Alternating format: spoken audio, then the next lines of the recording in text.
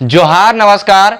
एक बार फिर से हम टाइगर जयराम महतो के पार्टी जेएलके पार्टी से जुड़ा बहुत बड़ा मुद्दा लेकर आया हूं और इस मुद्दा को समझना बहुत जरूरी हो जाता है। इस मुद्दा को समझना भी चाहिए। आखिर किस मुद्दे को लेकर हमने आया है, क्या है विशेष मुद्दा। जेएलके पार्टी के एक नेता ने बहुत बड़ा मिसाल पेश किया है। उन्होंने पूरे झारखंड में चर्चा का विषय बन गए हैं, सोशल मीडिया पर ट्रेंडिंग कर रहे हैं।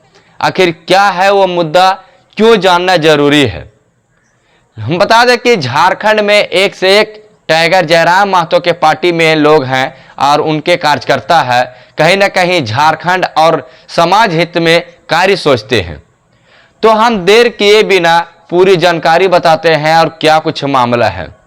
उससे पहले कि हमारे चैनल को आप लोग सब्सक्राइब करें, लाइक करें और टाइगर जयराम महतो के बारे में क्या सोचते हैं जरूर कमेंट करें। बता दें कि जेएलके पार्टी के एक नेता है जो एक विधवा महिला से शादी रचाता है।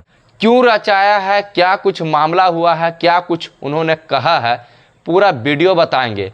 क्योंकि एक ब्लॉगर ने उनसे जाकर सवाल किया, उनसे जानकारी लिया, कहीं ना कहीं पूरा एक बहुत बड़ा मामला बताया है। दिखाएंगे क्या कुछ उन्होंने कहा है।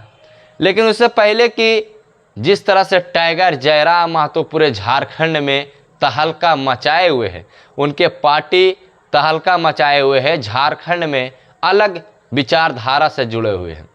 चलिए ज़्यादा बात नहीं करते हुए हम सीधे उसी मुद्दे पे आते हैं। क्या कुछ युवक ने किया है। जेएलके पार्टी के एक नेता जो है वो विधवा महिला से शादी रचाया है। आइए उस वीडियो को दिखाते हैं क्या कुछ उन्होंने कहा है शादी के बाद। और अभी हम है चास प्रखंड के भुया द्वारिका पंचायत में, और अभी हमारे साथ मौजूद है भुया द्वारिका पंचायत के जेएलके अध्यक्ष अजय महतो और उनकी धर्मपत्नी। तो इन्होंने एक बहुत ही बड़ा काम किया है, समाज की बहुत ही बड़ा मिसाल कायम किया है जो आजकल के युवा इससे दूर भागते हैं। एक बहुत ही बड़ा संदेश इन्होंने दिया है। तो चलिए उनकी शादी के बारे में कुछ जानने का प्रयास करते हैं। तो सबसे पहले हम आपको जोहार करते हैं जी। जोहार। तो आपने जो ये शादी रचाई, तो आपको सबसे पहले ये कहाँ से ये हिम्मत आपको मिला कि आप जिससे शादी करने जा रहे हो पहले से शादीशुदा है, विधवा है? देखिए, सबसे पहले समाज में कहीं ना कहीं आज स्त्रियों को शुरू से ही मतलब इतिहास में देखा जाए सती प्रथा करके जो था, जिसमें स्त्री के साथ जो जिसका हस्बैंड गुजर जाता था तो उसको प्रताड़ित किया जाता था। तो वो सब चीज़ को मैंने पढ़ा, देखा और काफ़ी सारी स्त्रियों से मिले भी इस तरह के सिचुएशन से।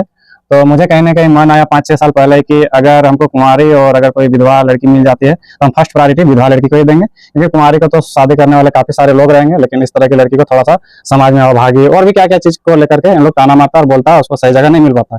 इसलिए हमने सोचा अगर इस तरह की लड़की अगर कहीं मतलब समय के अनुसार अगर हमको मिल जाए तो हम इसको फर्स्ट प्रायोरिटी देंगे और हम उसी से शादी करेंगे। तो अच्छा, आपने जो शादी की तो इस शादी में घर का सहयोग, आपके रिश्तेदारों का सहयोग कैसा रहा? जैसे कि शादी की मतलब शादी इस लड़की को तो हम जानते नहीं थे, लेकिन ऐसे ही एक मेरी दीदी लगती है दूर का रिश्ता में, उससे बातचीत हुआ। तो बातचीत में मजाक मजाक से इसके बारे में पता चला, तो हमने शादी का प्रस्ताव रखा। तो शादी का प्रस्ताव रखे तो जिनसे हम बात कर रहे थे वही नाराज हो गई और घर के काफी मेंबर भी नाराज हो गए। फिर हमने अपने माँ बाप को सुनाया तो उन लोग भी नाराजगी जाहिर किए। फिर हमने बढ़िया से समझाया कि आखिरकार एक औरत स्त्री को अगर इस तरह से हम लोग दुत्कारेंगे तो उसका जगह कहाँ मिल पाएगा। वो भी किसी की बेटी है, किसी की बहन है, उसको भी जीने का अधिकार है। जो था पास्ट वो तो बीत गया। तो फिर हमने समझाया कि देखिए, जब एक देखा गया अक्सर कि मतलब स्त्री को हमेशा नीचा दिखाया गया। जैसे कि देखा जाता है कि अगर किसी पुरुष का स्त्री अगर गुजर जाती है यानी मर जाती है तो उसको कुंवारी लड़की लोग आसानी से दे देता है, लेकिन वही एक विधवा स्त्री या विधवा जो लड़की होती है उसको कोई भी कुंवारा लड़का शादी करने नहीं खोजता है। लेकिन हमने सोचा कि कुंवारा और स्त्री सब वैसा कुछ हमको नहीं लगा, फर्क नहीं देखा। जैसे कि कहा जाता है कि अगर धरती में भी पानी गिरता है तो पूरा कचकच हो जाता है, गीला हो जाता है, लेकिन वो सूख जाता है वो अच्छा हो जाता है। सेम उसी प्रकार से स्त्रियां भी होती है, उस समय के साथ सूख जाती है, वो अच्छी हो जाती है और वो एक मतलब वो जिंदगी को आगे क्यों जीते। देखा जाए तो आमतौर पर शादी ब्याह में दहेज का एक बहुत ही बड़ा प्रचलन चल रहा है। आपने दहेज मुक्त शादी किया, तो आप इससे समाज को क्या संदेश देना चाहेंगे? दहेज के लेकर के ये प्रथा है, इसमें तो काफी तरह की चीज है। हम तो उतना बड़ा ज्ञानी नहीं है, लेकिन हमको इतना समझ में आता है कि जो खुशी से दे पाए उतना ही ले लेना चाहिए। लेकिन आजकल एक शादी को एक व्यवसाय के तौर पे देखा जाता है और कई लोग इस तरह से करते भी है कि इतना पैसा चाहिए उतना पैसा चाहिए, दबाव बनाते हैं लड़की के बाप को। और कई कई लड़कियां बहुत काबिलियत होती है, लेकिन दहेज की वजह से अच्छे घर में या अच्छा पति नहीं मिल पाता है जो उसके लायक बराबरी का हो। तो इसमें दहेज का, मेरा शुरू से हम दहेज के खिलाफ रहे। मेरा और एक भाई है छोटा, अमित कुमार महतो, जो कि नो डिमांड में शादी किया, बिना दहेज के मेरे पापा शादी थे। और मेरा भी इच्छा था 2000 मतलब 19-18 से ही कि हम भी बिना दहेज का शादी करेंगे। दहेज नहीं लेने का कारण यही है कि अगला व्यक्ति जितना समर्थ है वो उतना देगा, और फिर दबाव और नहीं बनाना है। और दहेज के खिलाफ हमें, क्योंकि बेटियां घर की मतलब लक्ष्मी होती है, और आज मानव समाज का उत्पत्ति एक बेटी से ही होता है, इसलिए बेटी के प्रति दबाव बनाना उचित हम नहीं समझते।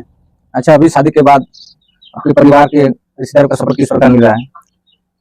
इसमें देखा जाए तो रिश्तेदार लोग ऊपर ऊपर मन से हाँ में हैं, और कई घर के मेंबर भी ऊपर ऊपर मन से हाँ करते हैं। लेकिन मेरे मम्मी पापा काफी खुश है और हम भी काफी खुश है, और उम्मीद करते हैं कि लड़की के घर वाले भी काफी खुश है, क्योंकि हम लोग का वैसा सोच नहीं है। मेरे पापा उच्च विचार के, वो अच्छे सोचते हैं, और वो हमको शादी में काफी सपोर्ट किए हैं। इस वजह से आज हम शादी आसानी से कर पाए, अच्छे से कर पाए। अच्छा, आपका जो पहले शादी हुआ था उसमें क्या कुछ घटना घटा था? रोड एक्सीडेंट हुआ। अच्छा, पहले बताइए। हम्म। तो पहले, सबसे पहले आप दोनों कैसे मतलब एक दूसरे को जाने की रिश्ता, मतलब कौन आगे बढ़ाया आप शादी को लेकर? शादी वो मेरी फ्रेंड थी, वही रिश्ता लगाई थी। अच्छा, तो अभी आप इस शादी से कितना खुश है? परिवार का सपोर्ट किस प्रकार मिल रहा है? खुश है, सपोर्ट अच्छा मिल रहा है, सब कुछ अच्छा है। ठीक। तो आपने वीडियो देखा और सुना भी क्या कुछ उन्होंने कहा है। हम बात कर रहे थे उस जेल कैंप पार्टी के नेता के बारे में, क्या कुछ उन्होंने कहा आपने सुना भी। किस तरह से उन्होंने सहारा बना उनका, किस तरह से उन्होंने कहा है आपने सुना भी।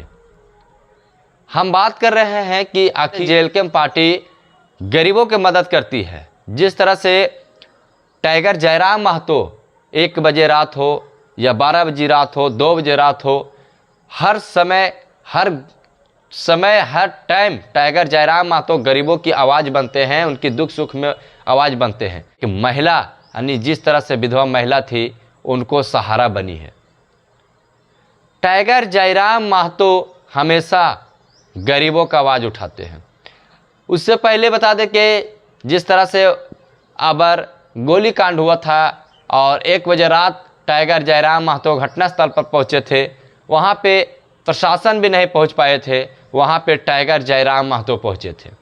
टाइगर जयराम महतो पहुंचकर पूरी घटना की जानकारी लिए थे, और वहीं पे टाइगर जयराम महतो ने एसपी डीएसपी को कॉल किए थे।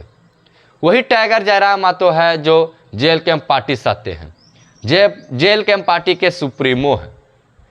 झारखंड में एक ही विधायक जेल कैंप के है टाइगर जयराम महतो, पूरे झारखंड में तहलका मचाए हुए हैं। बोकारो में जिस तरह से अभी सुर्खियां बनी हुई है विधायिका श्वेता सिंह, उसके बारे में टाइगर जयराम महतो ने भी जांच की मांग किया है। उन्होंने साफ तौर से कहा कि श्वेता सिंह विधायक जो हैं, उनके पास 2 pan card, 4 voter ID card मिला है, जिसमें दोनों पैन कार्ड में अलग अलग पिता का नाम दर्शाया गया है, जिसको लेकर टाइगर जयराम महतो ने जांच की मांग की है। कैसा लगा वीडियो कमेंट करके ज़रूर बताइएगा। जोहार झारखंड।